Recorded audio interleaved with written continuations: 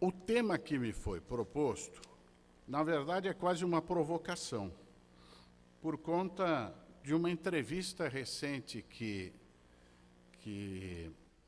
dei ao programa Fantástico, quando a matéria que o programa fazia abordava a utilização do polígrafo, o chamado detector de mentiras, pela defesa do médico Leandro Boldrini, que é um dos acusados pelo assassinato do próprio filho, o Bernardo, de 11 anos, lá no Rio Grande do Sul. O que a defesa fez? Neste caso, a defesa ela requereu judicialmente a possibilidade de submeter o Leandro Boldrini, réu, acusado desse assassinato, ao detector de mentiras, tentando construir aí uma prova para a defesa, uma vez que tem a defesa convicção da sua inocência. Isto foi objeto de uma certa curiosidade, porque no Brasil o polígrafo é algo absolutamente desconhecido, não é usado, não é aceito pelos nossos tribunais. Mas no mundo sua realidade é um pouco diferente.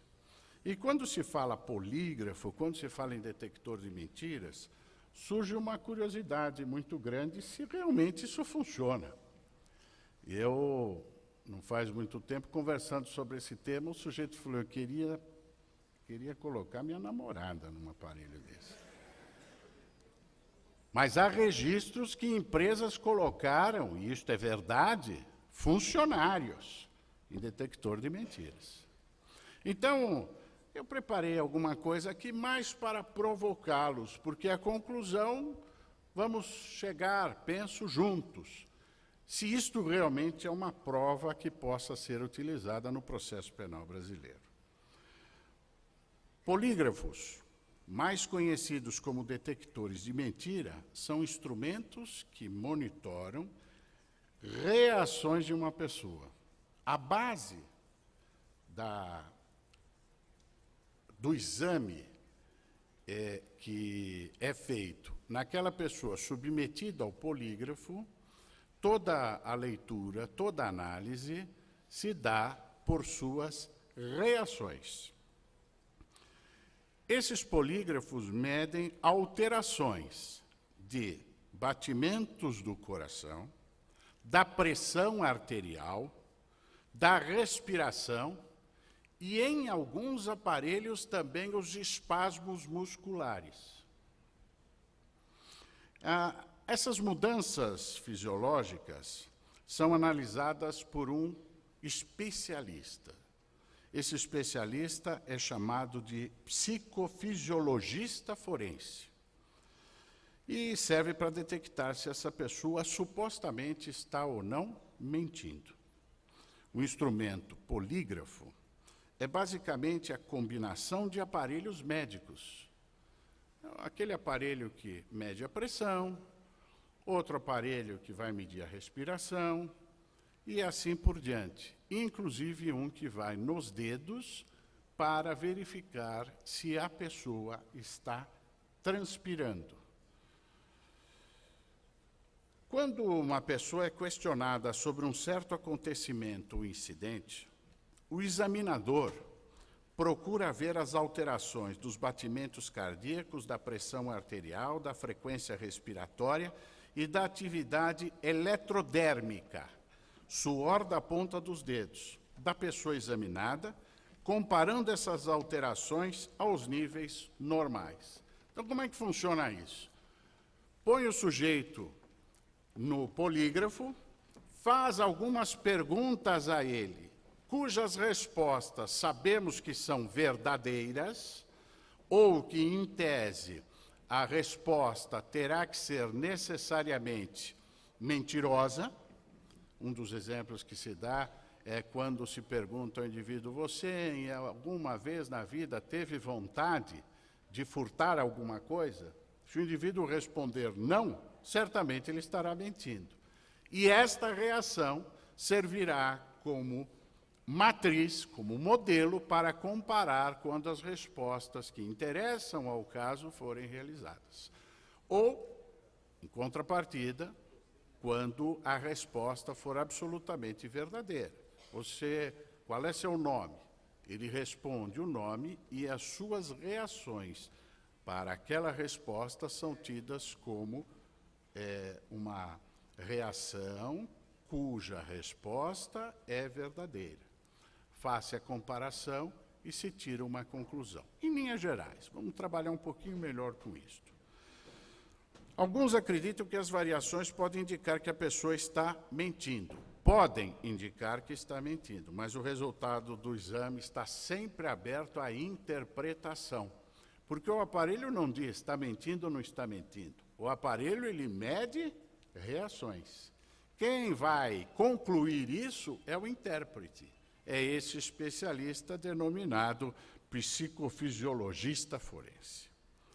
Segundo Bob Lee, que é um ex-diretor executivo de operações de uma empresa chamada Action System, que é um fabricante de polígrafos, ele diz que os exames não são capazes de detectar especificamente se uma pessoa está mentindo.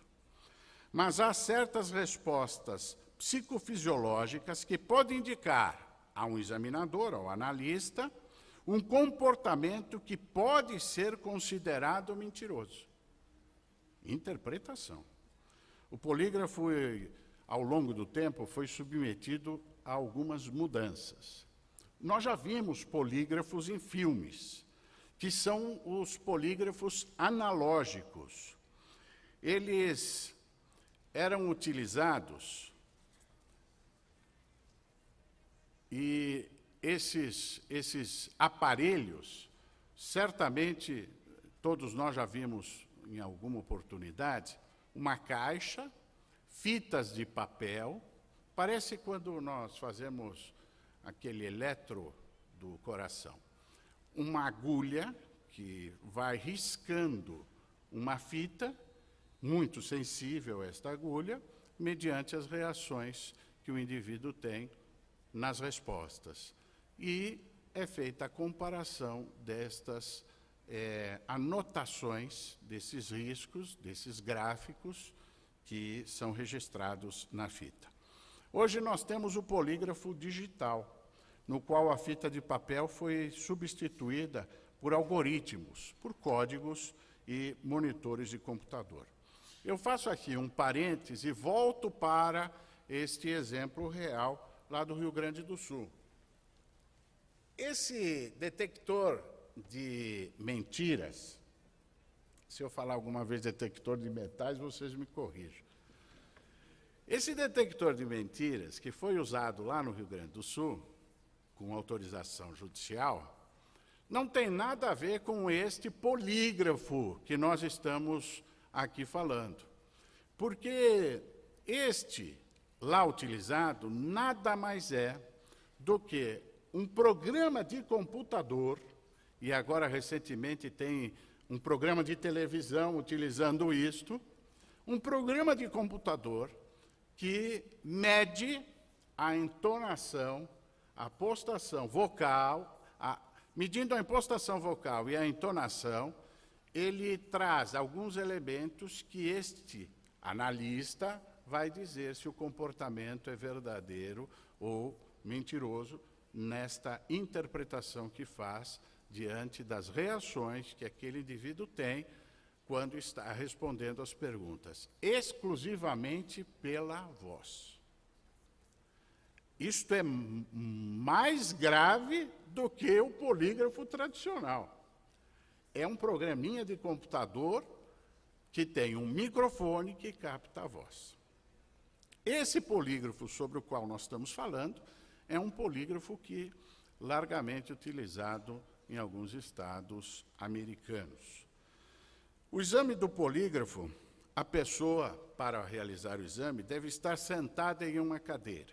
Esta é uma regra, ela não pode estar deitada e ela não pode estar de pé. Ela deve estar sentada. E vários tubos e cabos são conectados ao seu corpo em lugares específicos a fim de monitorarem suas atividades fisiológicas. Supõe-se que o comportamento mentiroso provoque certas mudanças que podem ser detectadas por um polígrafo e analisadas por um examinador treinado, o chamado psicofisiologista forense.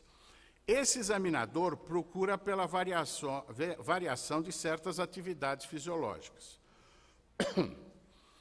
Vamos pontuar algumas delas.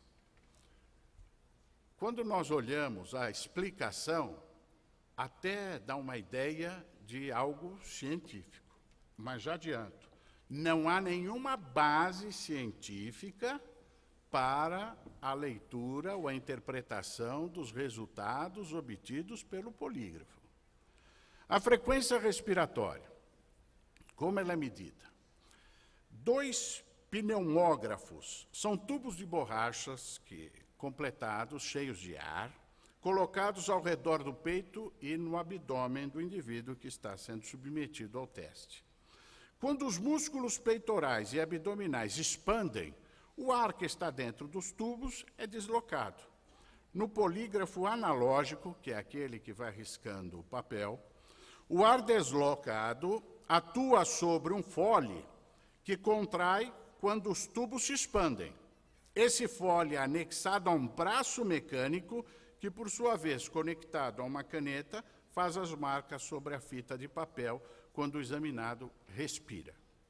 Polígrafo digital também usa o pneumógrafo, mas usa transdutores para converter a energia do ar deslocado em sinais eletrônicos traduzidos para um computador.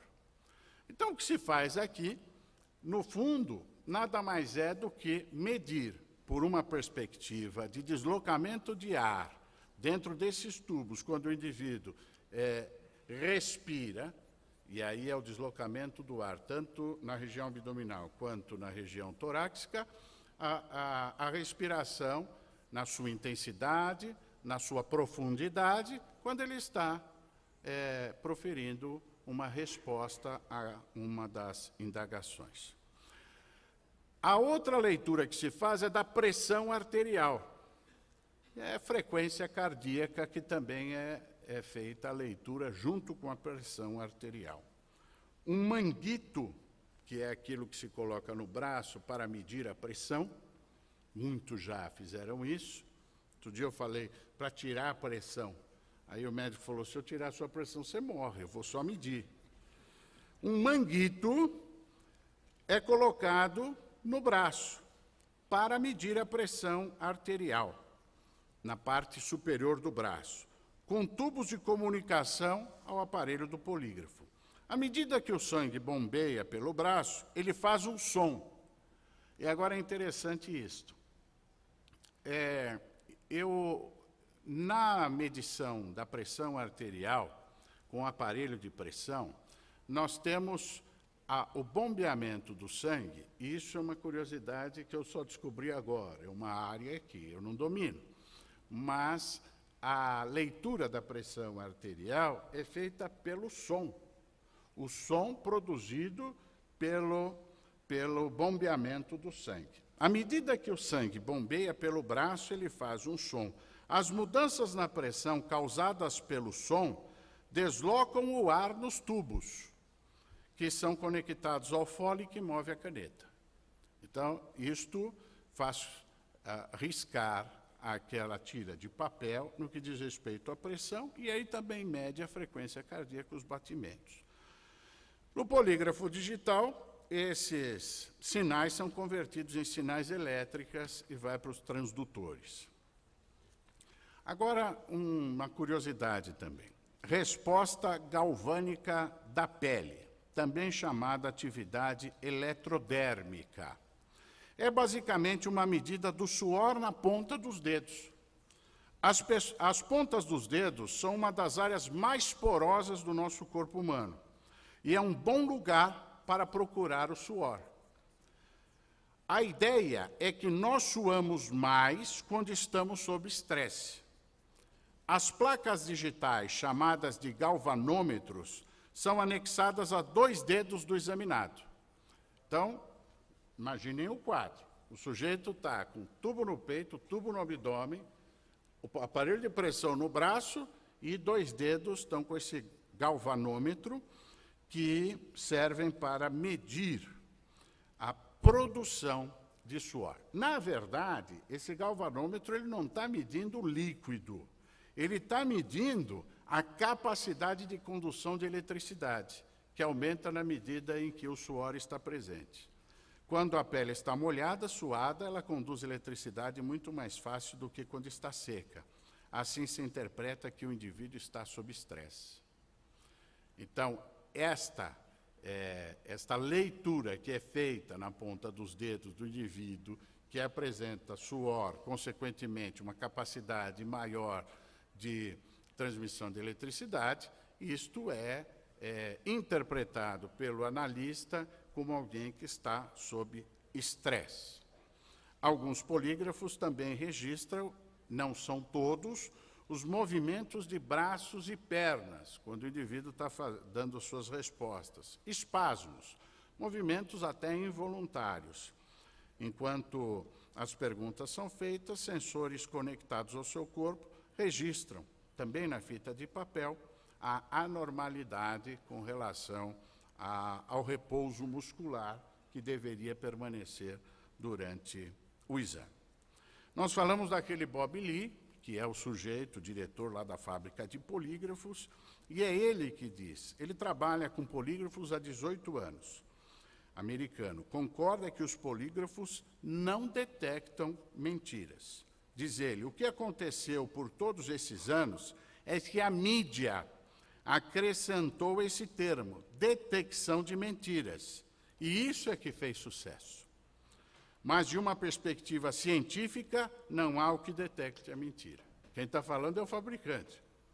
Eu posso lhe dizer somente como alguém que conta uma mentira reage. No padrão que o analista estabeleceu para aquele caso concreto. Reitero, sem base científica, mera comparação. O perigo. Ele declara ainda que os polígrafos podem detectar um comportamento mentiroso mesmo por meio do estresse provocado pelo próprio exame. Isto é, que o padrão de reação de alguém que mente pode ser provocado no examinado pelo simples nervosismo ao se submeter ao exame. Eu conheço uma pessoa... Cadê meu irmão? Tá lá? Então tem outro aqui, que colocou lá... Então conheço 2 pessoas agora. Na hora que coloca o aparelho de pressão no braço, a pressão sobe. Que tipo de interpretação poderia ser dada se uma pessoa, como o professor ou como o meu irmão, estivesse sendo submetido ao polígrafo? Agora, os examinadores do polígrafo, esses profissionais que se diz que... Está falando de você. Eu sei. Os profissionais que fazem essa análise. Há somente 2 pessoas na sala durante o exame de polígrafo. Não pode ter mais pessoas. A pessoa que realiza o exame e quem está sendo submetido ao teste. Como seus operadores de polígrafo estão sozinhos na sala com o examinado, seu comportamento do examinador influencia muito o resultado. É muito sério quando alguém está sendo acusado de um crime, disse aquele tal do Bob Lee. Diz mais, veja, eu não me importo com a pessoa mentirosa. Agora, uma curiosidade na interpretação, isto é coisa do analista. Ele falando da interpretação que o analista faz. Eu não me importo com a pessoa mentirosa. Estou procurando por uma pessoa inocente. Sou totalmente imparcial e neutro quando aquela pessoa entra na sala. Mas assim que faço tal avaliação e o resultado do exame não sugere que o examinado esteja mentindo, eu imediatamente me torno seu advogado. Da mesma maneira que a interpretação do comportamento mentiroso, a concluir que o indivíduo está mentindo, é frágil, como admitir que o indivíduo está dizendo a verdade? Nós, no campo da defesa, poderíamos até admitir, como está fazendo o advogado de defesa no Rio Grande do Sul, mas é uma porta perigosa, porque se abrirmos a possibilidade da utilização para a defesa, amanhã a acusação também poderá querer dele se utilizar. O psicofisiologista forense tem várias tarefas na realização do exame do polígrafo. Ele tem que realizar alguns procedimentos. O primeiro deles, ele tem que preparar o polígrafo, a máquina, e a pessoa ser submetida ao teste. Ele faz perguntas à pessoa. Ele procura deixar a pessoa mais à vontade. Ele traça o perfil dessa pessoa que vai ser testada e depois ele analisa e avalia as informações obtidas no teste. A maneira como a pergunta é apresentada pode afetar muito os resultados do exame do polígrafo. A fragilidade desse exame revela-se também nas muitas variáveis que um examinador tem que levar em consideração. A rigor, jamais o examinador poderia levar em consideração todas as variáveis. Variáveis como crença religiosa, como preferência sexual, como cultura, como qualquer uma das variáveis que o indivíduo traz na sua essência. Alguns temas, isso é importante, alguns temas podem, por uma simples menção, causar uma reação específica na pessoa que está sendo submetida ao teste, e isso pode ser interpretado erroneamente como um comportamento falso. Porque aquele tema é um tema que constrange, é um tema que, de alguma maneira, traz aquela reação de não desejar abordar sobre aquele tema. E, evidentemente, que isto trará uma reação que pode criar um falso comportamento, um errôneo comportamento falso. Nos Estados Unidos existem aproximadamente 3.500 examinadores de polígrafos, 2.000 dos quais pertencem à organização profissional. Lá isso está organizado.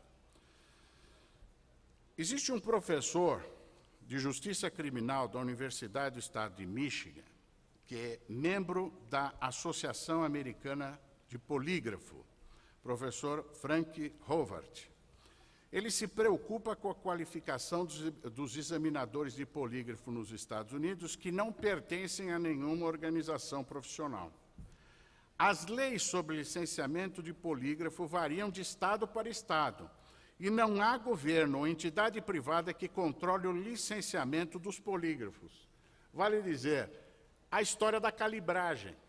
Quem é que examina para saber se aquilo está bem calibrado? Ninguém. Não há nenhum controle sobre isso. Ele também denuncia que o treinamento dos examinadores de polígrafo é inadequado. Segundo o professor Howard, aspas, você poderia comprar um instrumento polígrafo amanhã e vir a Michigan, e não seria capaz de trabalhar aqui porque temos uma rigorosa lei de licenciamento, mas você pode ir ao Ohio e abrir um negócio amanhã mesmo. Tal a precariedade e a falta de controle disto, que muitas vezes é aceito nos tribunais americanos.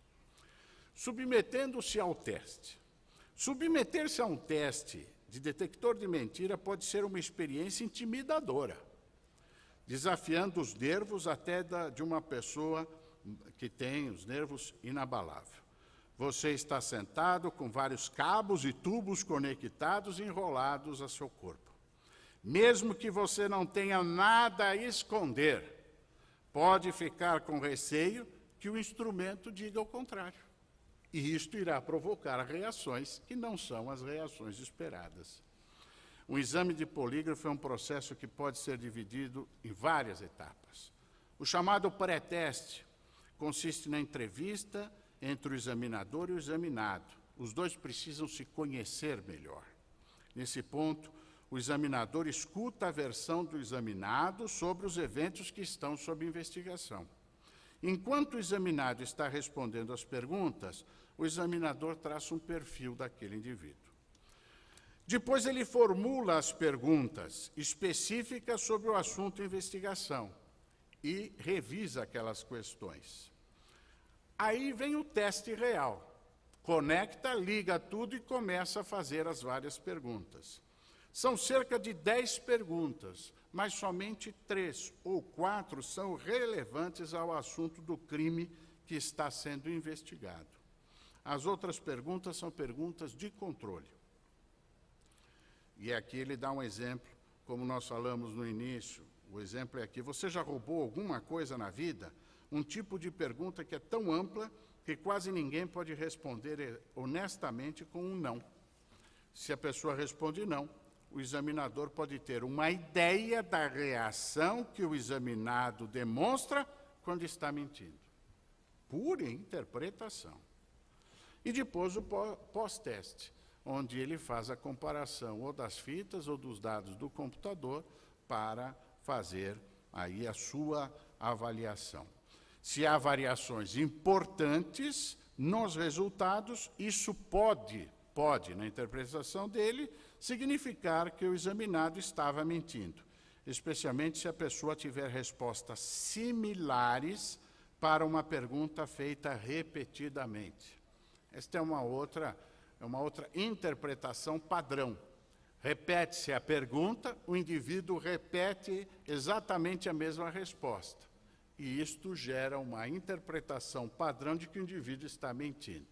Pura interpretação. Às vezes, o examinador de polígrafo pode interpretar mal a reação da pessoa em uma pergunta em particular.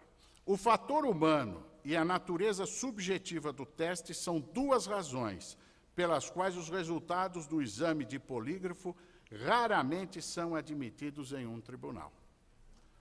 Há o falso positivo, onde a resposta de uma pessoa sincera é determinada como sendo mentirosa, e o falso negativo, onde a resposta de uma pessoa mentirosa é determinada como sendo sincera. Ainda o professor Howard diz que os erros do falso positivo ocorrem com mais frequência do que os erros do falso negativo. É provável que esses erros aconteçam se o examinador não preparou o examinado adequadamente, ou se o examinador não interpretou corretamente os dados depois do exame. Ora, se nós partimos da premissa que ele pode não interpretar corretamente os dados e isso trouxer uma resposta equivocada, por óbvio que nós estamos diante de uma fragilidade tremenda. Medidas defensivas e legitimidade. Pode alguém enganar o polígrafo? Algumas pessoas submetidas a um exame de polígrafo podem querer enganar o instrumento. Alguns exemplos que já ocorreram incluem sedativo, antiperspirantes nas pontas dos dedos. O sujeito passa um desodorantezinho, não vai transpirar. Toma um sedativo, vai, relax.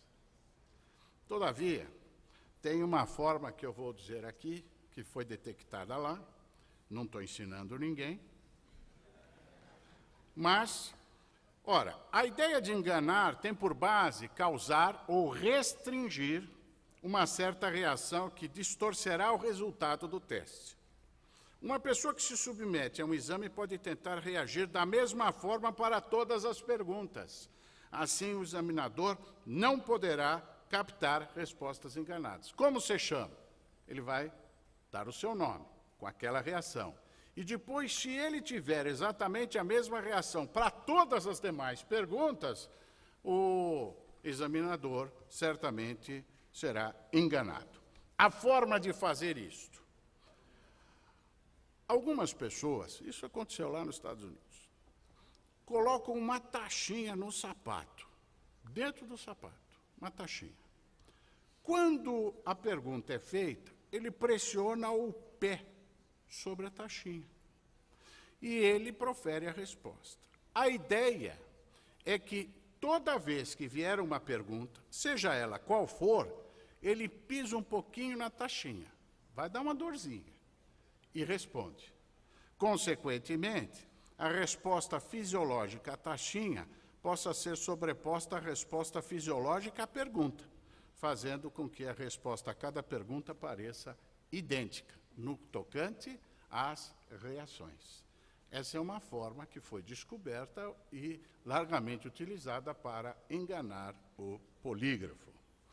Como já afirmado, os polígrafos raramente são admitidos nos tribunais. O Novo México é o único estado americano que permite abertamente a admissão dos resultados do exame de polígrafo. Todos os outros estados americanos solicitam o cumprimento de algum tipo de condição antes de admitir os exames de polígrafo no processo. Uma dessas hipóteses, as partes têm que concordar previamente com a utilização do polígrafo.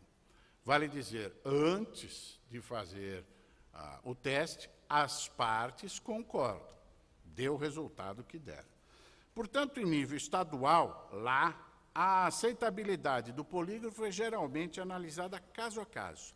Em nível federal, lá nos Estados Unidos, a admissão normalmente depende da aprovação do juiz. Todavia, nenhuma decisão final foi tomada por um tribunal federal americano baseada nesse exame. A ambiguidade dos tribunais é originada na validade questionável dos exames do polígrafo. De maneira interessante, o grande adversário da admissão do polígrafo nos tribunais americanos é o governo federal. O grande adversário da utilização do polígrafo nos tribunais é o governo federal americano, que, por acaso, é o maior consumidor dos exames de polígrafo em nível de investigação federal. Então, na polícia pode, no tribunal não. O argumento principal sobre a aceitabilidade dos testes de polígrafo é baseado em sua precisão ou imprecisão, dependendo do ponto de vista. O nível de precisão de um detector de mentira depende da pessoa com quem você fala, diz o professor Howard. Ambos os lados do debate têm o mesmo traçado para olhar, mas chegam a conclusões diferentes. Depende do analista, a conclusão pode ser completamente diferente. No Brasil, ainda não é conhecida nenhuma decisão de nossos tribunais sobre o uso de detectores de mentira na esfera penal ou civil. Porém, há relatos de que no Rio Grande do Sul, primeiro estado brasileiro a utilizar o sistema, decisões de juízes de primeira instância foram baseadas em laudos de detectores de mentiras como prova. Esses juízes determinaram o seu uso como perícia do juízo. Na área trabalhista, isso é uma curiosidade, há registro da utilização de polígrafo em empregados. Eu trouxe aqui. Em agosto de 2002, a American Airlines foi condenada por usar detector de mentiras nos seus empregados, no Brasil. Ela foi condenada a pagar uma indenização de cerca de R$190 mil a uma trabalhadora brasileira. A Justiça entendeu que ela foi violentada em sua intimidade por conta de entrevistas periódicas mediante o uso de polígrafo. Vale dizer, a empresa chamava o seu funcionário, vamos conversar aqui. Põe o polígrafo, instala tudo e faz pergunta para o funcionário, que tem que se submeter a esse tipo de teste para satisfação do empregador. Felizmente, o Congresso Nacional Brasileiro, em 2002, sancionou um projeto de lei, até do deputado federal Paulo Paim, que proibiu, alterando o artigo 3º da CLT, proibiu expressamente o uso do polígrafo em empregado no Brasil. Ninguém será submetido a tratamento desumano, foi a base, a justificativa para a apresentação desse projeto de lei. Assim, concluímos, quer pela falta de base científica, para seus resultados, quer pela precariedade da interpretação das reações de um ser humano submetido à inquirição, quer pela violação dos direitos humanos e violação da dignidade da pessoa humana. E também um outro princípio, de que ninguém poderá ser obrigado a fazer prova, se prova fosse considerada, contra si mesmo. Por tudo isso, não se pode admitir o uso do polígrafo em nossos tribunais, nem sequer seu uso pela polícia nas investigações, muito menos seus resultados, os quais nada se prestam a provar, pois jamais se poderia admitir que esses resultados fossem um meio de prova admitida em direito. Vale dizer, nós temos que rechaçar obrigatoriamente qualquer tentativa de introduzir em nosso sistema como meio de prova essa excrescência de um aparelho que interpreta reações humanas e que fica a critério do intérprete fazer o comparativo para chegar à conclusão se aquela pessoa está falando a verdade ou se está mentindo sem nenhuma base científica.